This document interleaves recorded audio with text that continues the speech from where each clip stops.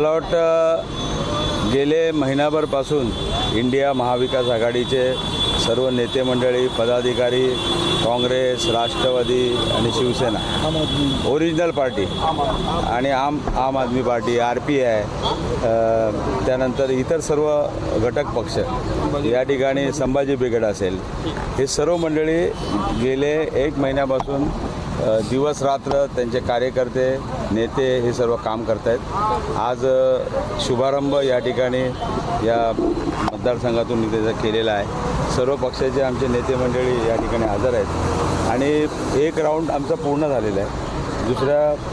दुसरा राऊंड या ठिकाणी सुरू होते आणि मला नक्की खात्री आहे की इंडिया महाविकास आघाडी या देशामध्ये राज्यामध्ये खऱ्या अर्थाने लोकशाही वाचवण्यासाठी या ठिकाणी उभी आहे। माझ्याकडे माहिती तुम्हाला बोलले तर का मला माहीत नाही, परंतु आज